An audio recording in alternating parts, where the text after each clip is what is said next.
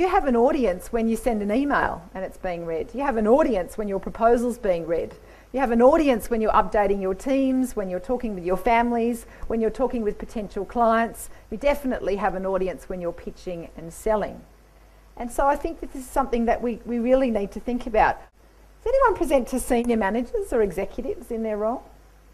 Do you know John Crouch is a statistician and Professor of Management at MGSM here in Sydney, and he has found that the percentage of executives that admit to daydreaming during an important presentation, 87%. I reckon it's higher. The percentage of executives that admit to sleeping during an important presentation, 33%. And these are the executives that we go to for endorsement and collateral and budget and resources for the projects that we're working on. Does anyone here ever feel misunderstood in business?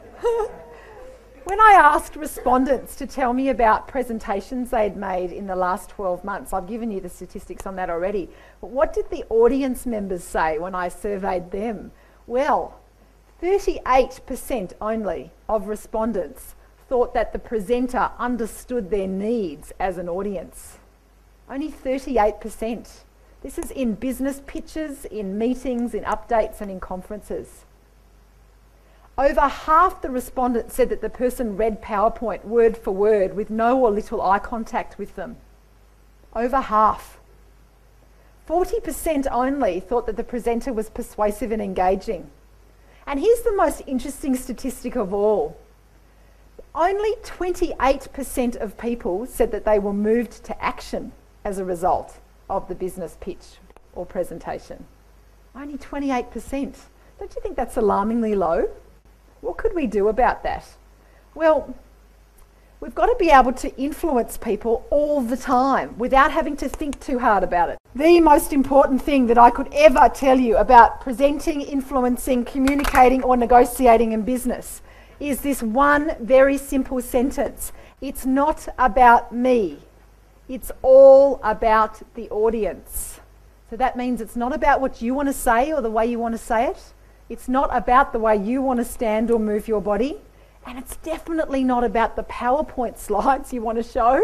It's all about what your audience needs from you in order to understand what you offer so that they can change their behaviour accordingly. In our cases, buy our business, buy our solutions, buy our products.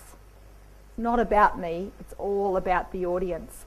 When you present, you metaphorically present from three perspectives. So remember, when I'm talking about presenting in audiences, I'm talking about one-to-one, one-to-few and one-to-many in all those scenarios that you've discussed.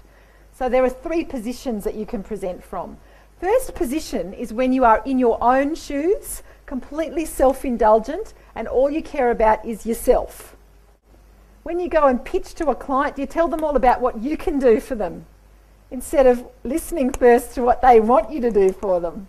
These are little mistakes that we make. You know that classic thing, have you ever been to a presentation where someone uses PowerPoint and they do that thing with the 8-point font on their PowerPoint slides? And they say, my favourite thing that presenters say, I know you can't read this, but I'm going to show you anyway. It's very risky to pitch or influence or present from first position. Be very careful of that. They nod agreement, they smile widely. In fact, you could all be doing a hell of a lot more of that so far this morning.